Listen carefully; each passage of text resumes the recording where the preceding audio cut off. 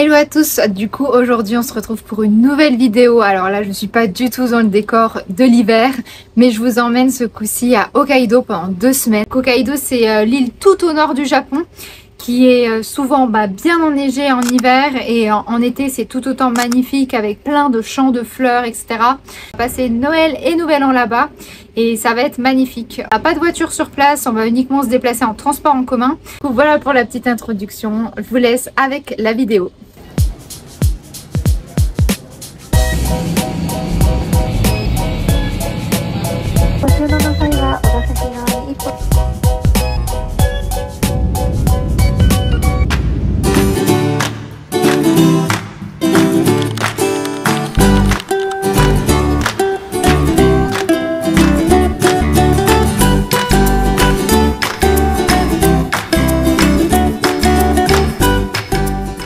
Alors Bibs, est-ce que tu peux nous dire où est-ce qu'on est? On est dans un restaurant de spécialité, c'est des ramen au curry. Non, c'est une soupe au curry. Soupe au curry, bon c'est pas que pareil, moi je dis que les ramen c'est une soupe. 1 heure d'attente donc on espère que ça vaudra le coup. Non pas 1 heure, un peu moins quand même. Un peu moins. Franchement c'est déjà épicé. Bon, alors du coup on en pense quoi là? Ah franchement ça valait l'attente, c'est incroyable.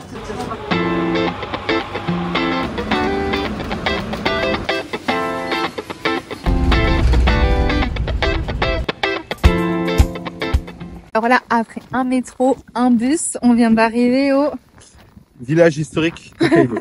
En fait, c'est Max qui fait tous les côtés historiques du truc. Moi, je prends les belles photos et j'emmène dans des endroits beaux. Je trouve la bouffe aussi. Ouais, aussi la bouffe. Mais du coup, là, on vous emmène et c'est vraiment magnifique.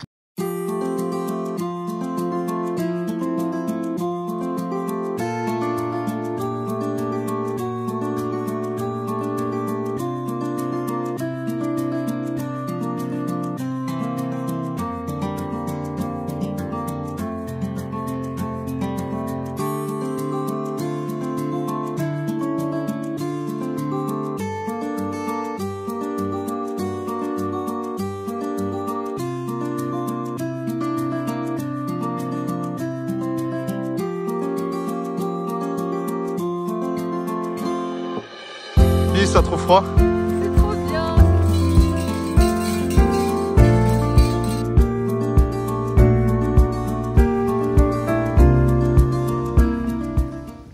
Une petite pause s'impose. Pas mal. Alors où est-ce qu'on est? Et maintenant qu'on a fini le village, on arrive au musée. Quel musée? C'est toi qui dis. Hokkaido. Non mais... Ouais, c'est le musée d'Hokkaido, ça se voilà, musée d'Hokkaido, bienvenue.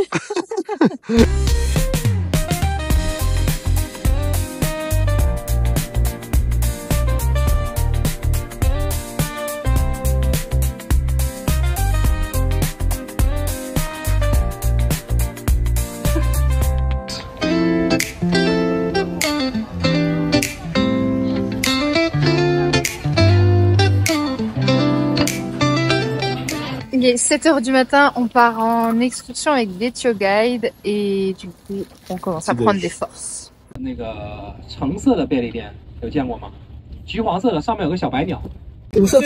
Bon Bibs, est-ce que tu peux nous dire où on est? On est à Nogotsu, Ouais. comme ça. En fait c'est du soufre et ça sent super mauvais. Du coup là dans le coin il y a plein de onsen en fait. Parce que justement, le soufre, c'est plein de vertus Bon pour la peau. médicinales. Donc c'est ça, c'est bon pour la peau, t'as plein de bains de peau. Ça sent fort. Par contre, ça pue, ouais. Ça pue vraiment. Et donc là, ouais, t'as plein de fumée qui s'échappe de chaque partie.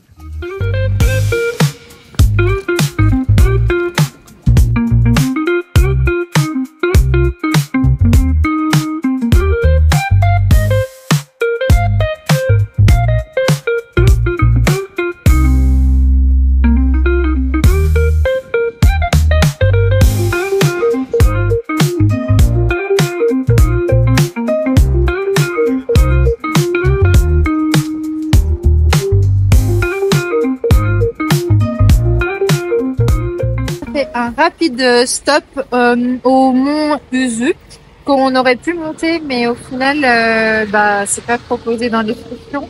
Il nous propose par contre de faire d'aller voir des ours, mais en cage. Du coup, nous, on a vu qu'on le fera pas. Pas terrible. Où on est là? J'ai pris une bonne petite glace.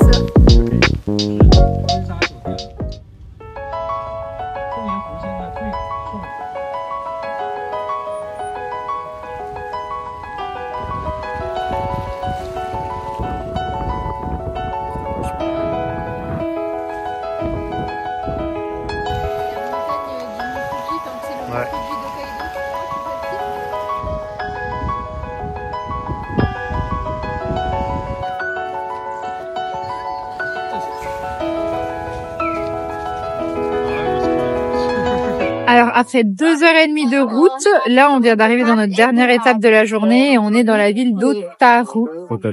Otaru. C'est très mignon, il y a quand même pas mal de touristes. L'expérience c'est cool, mais c'est vrai qu'il y a beaucoup de touristes, même si on est des touristes.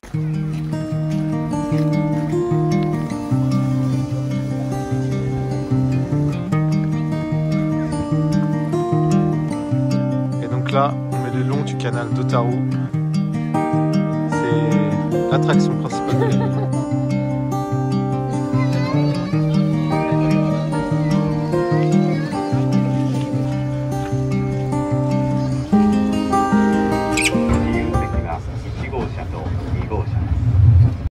La direction Asahikawa, on s'est un peu fait avoir, on pensait qu'il y aurait pas beaucoup de monde.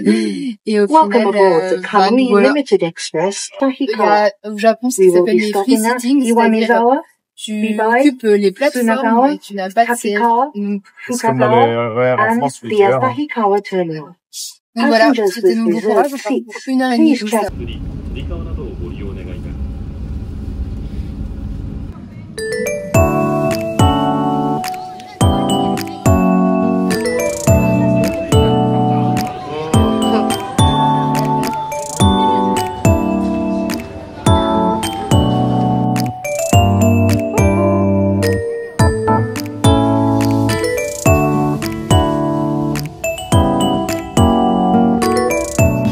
Alors, bilan de notre journée. On est allé au zoo d'Asahikawa qui était très connu. On a vu beaucoup d'avis.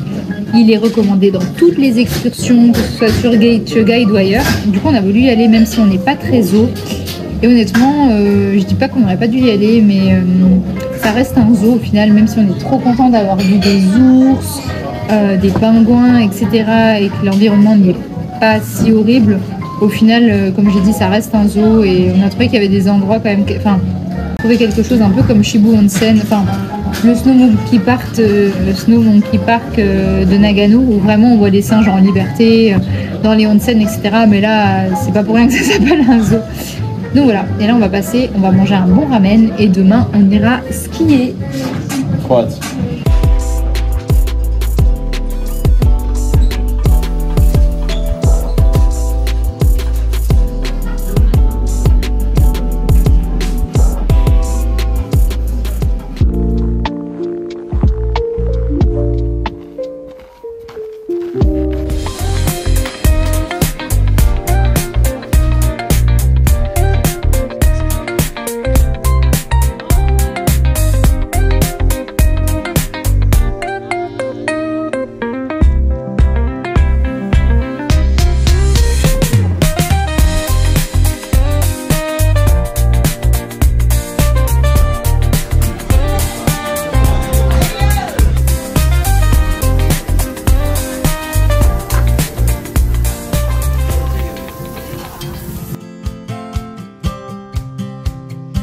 S'apprête à célébrer notre nouvel an en tête-à-tête. Je n'avais pas vraiment compris que quand il disait que tout était fermé le 31 et le 1er janvier, tout était fermé. Du coup, un bon petit 7-Eleven qui nous dépanne. Repas de senior. Voilà. Bonne année à tous.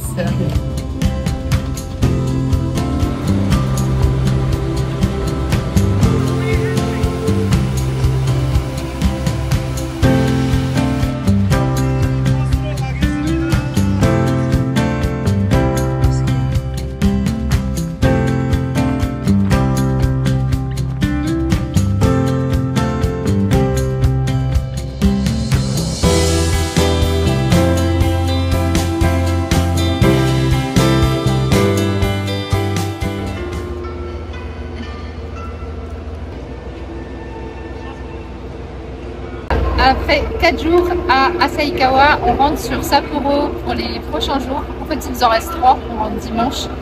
Et voilà, c'était vraiment incroyable. Et là, on s'apprête à prendre le train. C'est juste 1h30 pour aller de Sapporo à Asahikawa. Et puis, pareil dans l'autre sens. Donc voilà.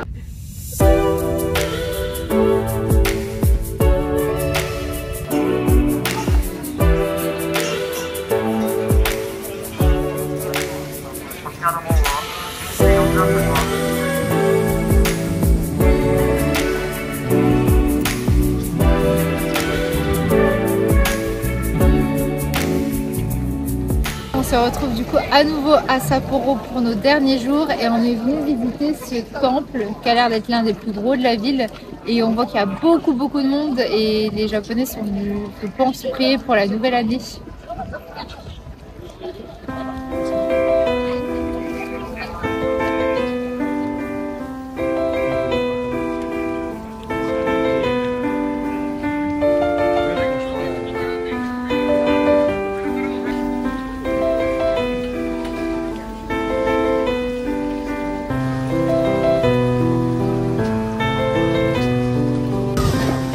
Là, dans toutes les rues, il y a des petits yatai, ce qu'on appelle, et en fait, c'est des petits stands où on peut manger.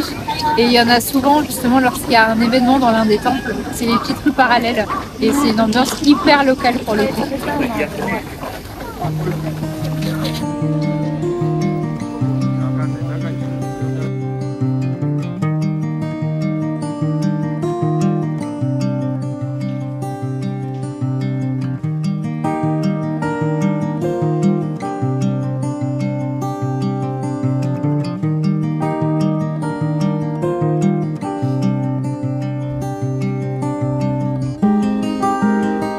Faire un kiff et monter une colline, une petite montagne juste à côté du temple, mais en basket et sous la neige c'est pas la meilleure idée, mais les paysages par contre sont magnifiques.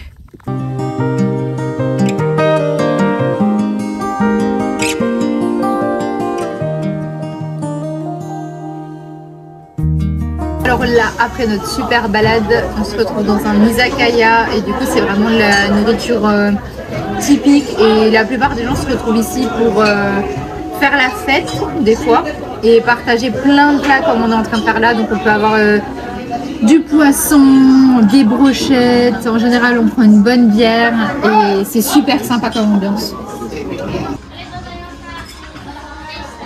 Alors? J'ai bien aimé le fromage enroulé de petits lards là. Ok. Et toi du coup, qu'est-ce que t'as aimé? Bah écoute, moi je vais goûter le poulpe là, on va voir ce que ça va donner, avec un peu de mayonnaise. Grave bon.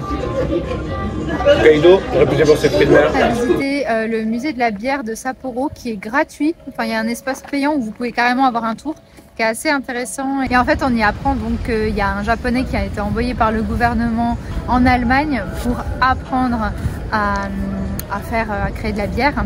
Et ainsi, quand il est revenu à Sapporo, il a ouvert la première brasserie. Et c'est pour ça que maintenant la bière s'appelle Sapporo.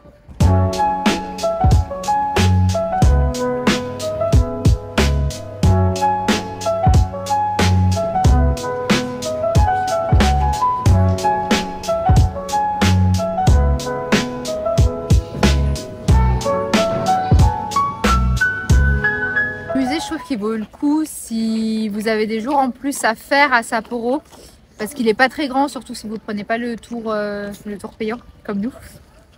Mais je pense que c'est sympa de s'y promener et puis de découvrir justement cette histoire sur la bière de Sapporo qui est quand même très connue. Et on peut faire une dégustation à la fin. Et on peut faire une dégustation à la fin. Mais nous, vu qu'on est des gens sains et rats, on l'a pas fait. On l'a pas fait. Ça y est, c'est la fin du voyage. On se retrouve dans l'un des plus grands aéroports du monde. Non, je m'emballe. C'est peut-être pas le plus grand aéroport du monde, mais il y a beaucoup de choses.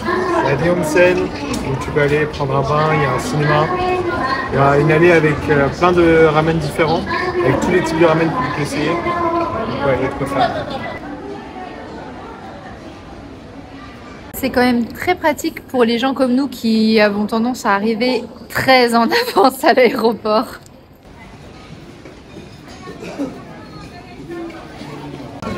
fait, on est dans une allée où il n'y a que des ramen. Et tu peux avoir tous les types de ramen. Je crois qu'il y a environ 10 types de ramen différents. Donc avec 6 soupes différentes, viandes différentes, viandes différentes. Il y en a pour tout le monde.